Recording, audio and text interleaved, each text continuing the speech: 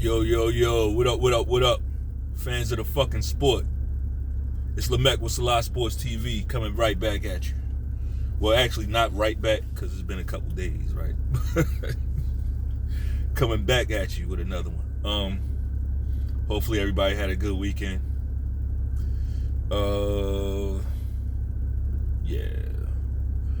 But I gotta do this. I gotta do it.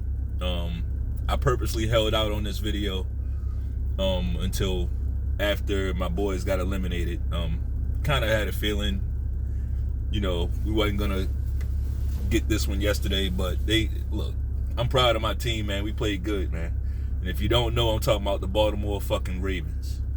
I'm talking about my Ravens a little bit this morning. As we know, the high publicized drama going on with Lamar Jackson and his contract situation and everything. Personally, I'm not mad at it. I'm not mad at him. He made his choice. He chose the business, right? He chose the business over the team. Fine, no problem.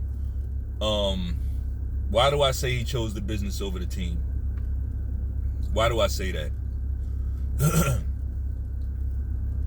Let's take a little trip down memory fucking lane, if you will. Let's go back to 2011, right? Let's go back to 2011. We had another quarterback, Joe Flacco, right? Still wasn't proven at all. Had some good games, had some not so good games, but he was putting it together, right? Joe Flacco was putting it together. He was still learning. He was still, his trajectory was still on the upside, right? Joe Flacco went into that last year of his rookie deal without a contract. The Ravens did the same exact thing to Joe Flacco. I mean, to the T. They made him play out that rookie contract, and they wanted to see what he was going to do. Right? Now, today, we know what Joe Flacco is, right? We know what he is. But put it like this. In 2011, you'd be hard-pressed to find any quarterback that had a better Super Bowl run. Show me a better playoff and Super Bowl run from any quarterback. Joe Flacco was elite. And that in 2011 playoffs and Super Bowl, he was elite in that Super Bowl, okay? He played it out. The Ravens won a Super Bowl because of him. The defense did not carry us that year. That was Ray Lewis's last season, right? Ed Reed's last season with the team. They made some plays, but the defense wasn't carrying us that year. It was Joe Flacco. It was. He went out there, showed and proved on the fucking football field without knowing what his future was going to hold, right? Without knowing that.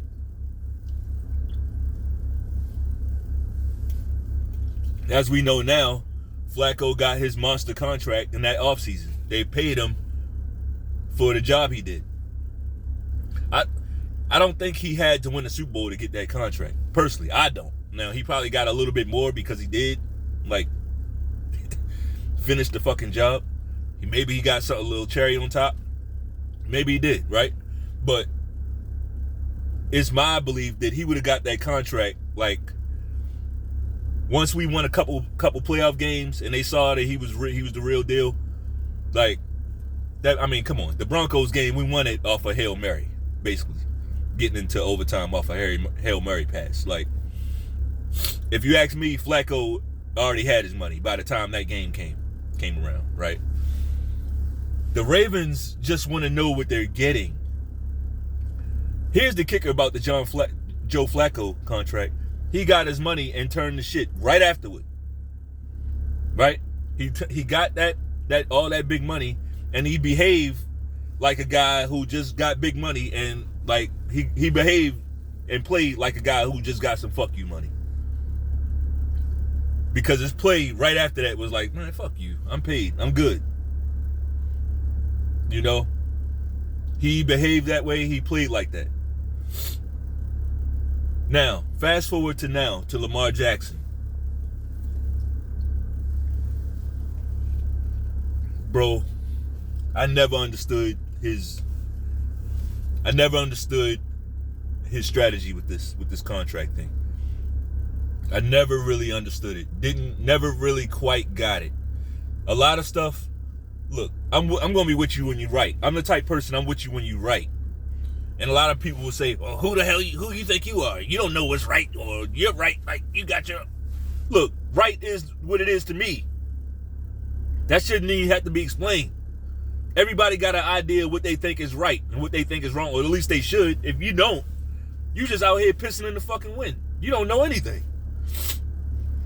Everybody got an idea in their heart, in their brain, together on what's right and wrong.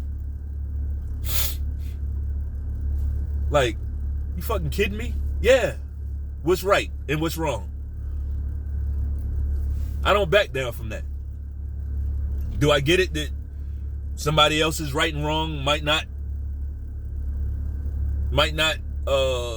be the same as mine? Yeah, I get it. But guess who's right and wrong I'm gonna adhere to? Mine. That's all. That's the only right and wrong I can adhere to. So in your mind, if disrespect is not wrong to you in your mind, but disrespect to me is like very important and is wrong to me, guess who I'm gonna guess which train of thought I'm gonna adhere to? Guess. Mine, not yours. That's very important. So I'm saying all that to say I don't understand what the fuck this guy's strategy was, man. The Ravens tried to nail this thing down during the season. They wanted to sign him. But call me crazy, but I saw and detected a kind of a salty, kind of belligerent Lamar Jackson. That's what I was getting, right? Like when he started the season shit hot, like having all those good games and shit. They was like, yeah, MVP. He's in the front. He's the front runner for the MVP. They wanted to sign him then, but what was he doing? He heard all the flattery, right? He heard all the flattery. We've seen this before. It probably not in this space, but we've seen shit like this in dating. You know, like somebody start feeling themselves, start getting flattered and validated by sources outside the team per se, right? And they start acting a little different, don't they? Right? So I think that's what we're looking at. The Ravens wanted to fucking sign him in the beginning of the season. They like, you our guy, let's do it. Like, it's you. Like, we want you to be. But he's hearing all the Lamar Jackson MVP, Lamar Jackson this, Lamar Jackson that. And he wanted to strike up his price even more to basically kind of stick it to him. Okay. I mean, I said this in a video months ago. Like, you can play that I'm betting on myself game. You can do that. You can also strike out doing that. You can also strike out really bad doing that. You know, Flacco bet on himself, right? It worked out for him. It worked out for him as far as getting that contract, that huge contract from the Ravens. Now, here's the thing. The big picture with Lamar Jackson, he's going to get his money, right? He's either going to get it with the Ravens or he's going to get it with somebody else. But there's no scenario where Lamar Jackson doesn't get paid. Okay? I don't look at stuff from the player's perspective like I used to. I don't do that anymore. I'm a business owner, right? I'm looking at stuff. I'm looking at how businesses stay above water, how businesses stay out of the red, how businesses set themselves up for the future, right? I don't just look at it like, oh, this player is black, this organization is white, even though organizations are organizations, right? They're just businesses. But anyway, like, I'm not gonna, that's kind of a simple way of looking at it. And the reason why I say that is because, bro, black people, like, we're coming up now, okay? We don't have to think like that. We don't have to think like we're the work. Like, we don't have to think like we're the work all the time. Like, at this point, we could be thinking as the ruling class. You know, that's how we should be thinking, because your thinking is gonna kind of propel you to where you're going, right? But I don't want to turn this into something esoteric and anything. I mean, we could go there, but we're not gonna go there. Like, we're gonna keep this on football related shit. Lamar Jackson basically shut down those contract talks during the season. Said, no, I'm just gonna do it after the season. I kind of respect it, but I kind of don't. Right? Kind of respect it, but I kind of don't. I kind of respect it because, hang on.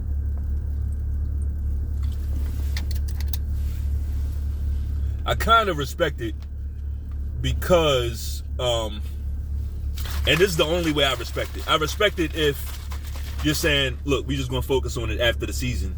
And you're saying that so that you can 100% dial into the team, dial into the season, right?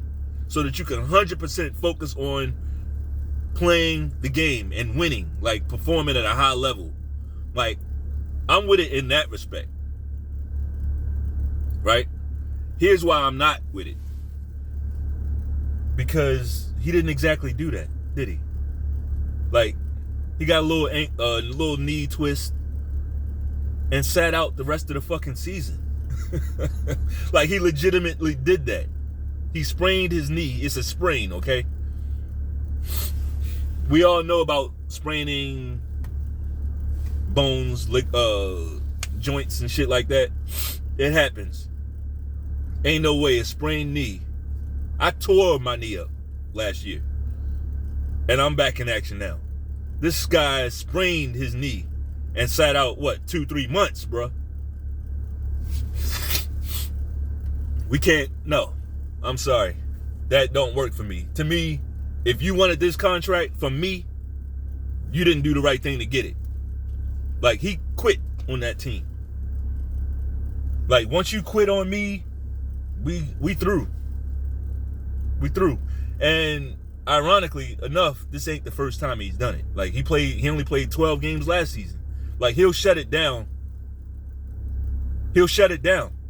You know, if there's even a doubt. He's not gonna play through anything, through any type of adversity. He's not gonna play through it. He's gonna shut it down. To me, that's unacceptable. You can say what you want.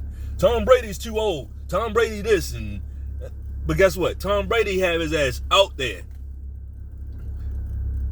50 years old, however old he is, his ass be out there on the field performing with these young dudes. He got a game tonight that he probably gonna win. Sorry. He probably gonna win. Maybe we'll see. We'll see. But the point is, Brady ain't letting his team down. Like, he gets that part of it. You know, he has actually operated in the opposite way. Like, look, man, I'm not gonna. He actually has taken shorts on his contract so that the team can be better, so that he can win more, right? He's like, I'll get my money through being a legend, through the back end, like through being a legend. Like, my legendary status will propel me higher than anything, any extra couple million I can squeeze out of a contract, a playing contract. Like, he sees it, the big picture. Now, it did help that he was married to somebody who's richer, maybe richer than him, right? Maybe that helped him take some shorts. But hey, that's part of it too. You can do the same thing, brother. Go get you, like, we got to be more strategic in life, man. Like, that ain't a Tom Brady thing. That's just a guy who maneuvered and worked his life the right way, aligned himself with the right people. You know, that's all that is. Like, anything that somebody else can do, you can do it too. But as far as Lamar Jackson, man, like, you can't shut it down. You can't shut it down and then still ask for the money. To me, you got to get the fuck out my face now. I do not sign Lamar Jackson at this point if I'm the Ravens. I don't. You give him all that money, we're going to be cash strapped. We're not going to be able to build around him. It's going to be like he'll be a LeBron of football.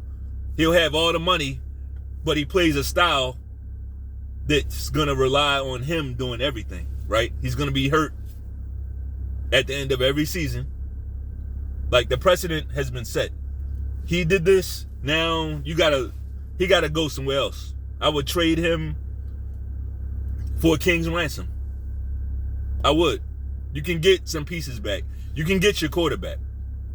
And it doesn't have to be a running quarterback. It really, like, you can really, I know, I get it. Like, Lamar Jackson, what would the Ravens be without him?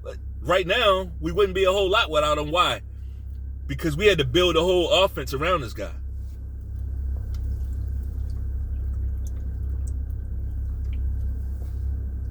When you got to build a whole offense around one person, of course, it's going to operate at a higher level when he's in there. It's built around him. But is that NFL football? I don't think so. Sure, should we have some plays drawn up for Lamar? Absolutely. That's going to play to his strengths? Yeah, definitely. But, like, come on, man. Like, it should be a pro-style offense, right? It should be a pro-style offense. We see these other guys, these other quarterbacks that came up in his class or around his class. I don't see the handicaps. I don't see all the handicaps. I don't see all the special needs. So, yeah, when you're going to ask for that kind of money, I don't want to hear all this special needs shit. You know? I don't want to hear that you can't operate from under center. It has to be a shotgun or some type of pistol formation. Like, I don't want to hear that shit, man. You getting paid money to learn the position. The totality of it. Like, if I'm the Ravens, there's no way I pay this guy now. It's just it's not. It's not a way in hell that I pay him after you laid down on my team. We lost by 1 touchdown. We really should have won that game. I mean, our backup quarterback fumbled on the goal line, basically. Our backup quarterback fumbled on the goal line. Like, if Lamar Jackson's in this game, we win the game. But it was more important for him to play business. I'm not mad at you, brother. I'm not mad at you. I hope it works out well for you. I'm not paying you if it was up to me. I trade you wherever the fuck you want to go that we going to get the most pieces, the most first round picks.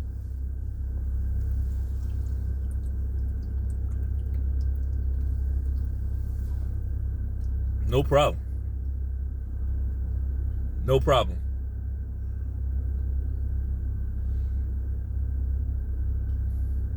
But yeah, like, we gotta stop. And I'm just talking about, I guess, people, but definitely men and certainly black men. Like, we gotta start thinking about business in a business frame of mind and not in a personal frame of mind. Like, the Ravens, like Steve Bisciotti, he's been around a long time. There's nothing Lamar Jackson is gonna do that's gonna teach Bisciotti a lesson. Nothing that he can do is gonna teach Bisciotti anything. Like, Bisciotti's been in business for a long time. You know, he's seen it all and done it all. Like, the only thing Lamar Jackson has done, he's taught himself a lesson. He's taught himself a lesson. Like, you could have signed that contract. The Ravens, they wanted to get you the money, but they also wanted to help you out as far as the team. Like they didn't want to give you all the money because then you'd be complaining about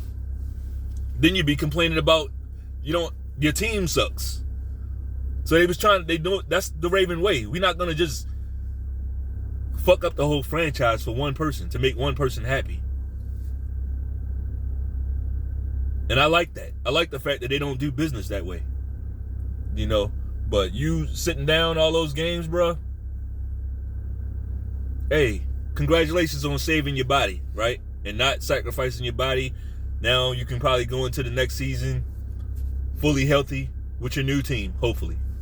Because there ain't no way I'm signing. Like, his credibility is shot. It has to be shot in that locker room. I don't care what nobody say. When players are coming out saying, come on, bro. Like, come on back. That means the players know that he ain't hurt like that.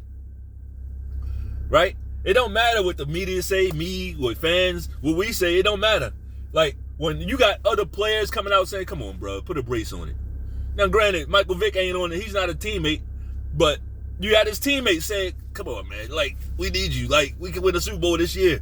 We can really do it this year. That means teammates, guess what? Teammates don't do that to guys who are really injured. They won't say anything. They speak totally different. They say, look, he's hurt. Like, we miss him. We wish he was out there, but he's hurt. They was imploring him to come back and play for this game. And he didn't. Didn't ride with the team. Didn't fly with the team.